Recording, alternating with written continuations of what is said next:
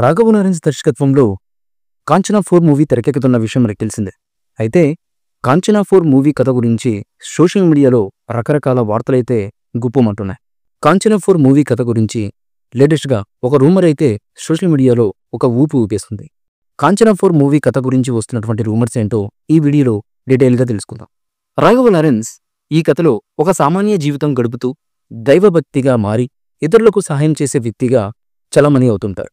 అయితే అతని జీవితంలో మళ్ళీ ఒక భయానకపు మలుపు అయితే తిప్పుతుంది. 'కాంచనా 3' ఎక్కడైతే ఎండ్ అయిందో 'కాంచనా 4' మూవీ కథ అక్కడి నుంచే స్టార్ట్ అయ్యే విధంగా మేకర్స్ అయితే ఈ కథను డిజైన్ చేసినట్లుగా తెలుస్తున్నటువంటి సమాచారం. ఆ కథ వివరాలు ఏంటో ఈ వీడియోలో డీటెయిల్‌గా తెలుసుకుందాం.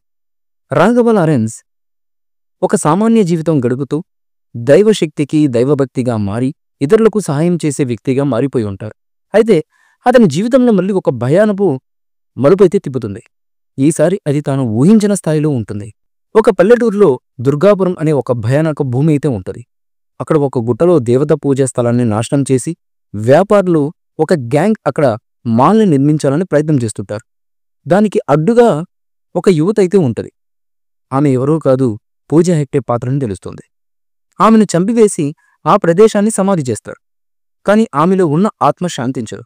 ఆమె ఆత్మ రక్తదుర్గ అనే ఒక భయంకరమైనటువంటి ఆత్మశక్తిగా మారుతుంది. ఆ ఆత్మ అశాంతిగా మారి పగ తీర్చుకునే ప్రయత్నమైతే చేస్తుంది. అదే సమయంలో రాఘవ ఆ ఊరికి చెబుతాడు. అక్కడి లొకేషన్స్లో నిర్మాణానికి పనిచేస్తూ తన గతంలో జరిగినటువంటి దురదృష్ట పరిస్థితులను మర్చిపోయే ప్రయత్నం చేస్తూ ఉంటాడు. దుర్గా ఆత్మ రాఘవలోకి ప్రవేశిస్తుంది.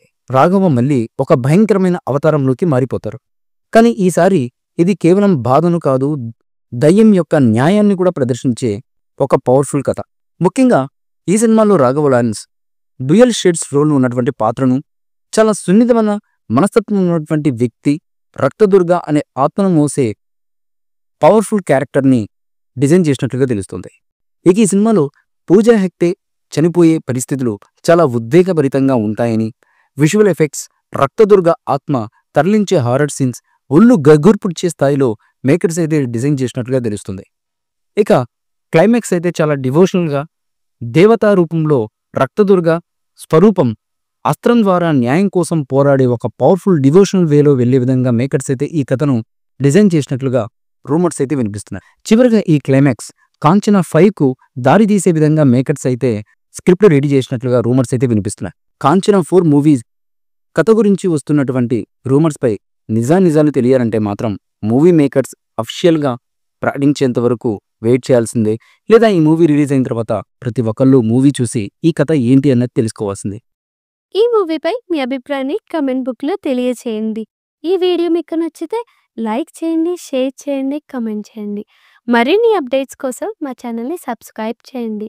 అలాగే పక్కనే ఉన్న గంట సింబల్ని గట్టిగా కొట్టండి.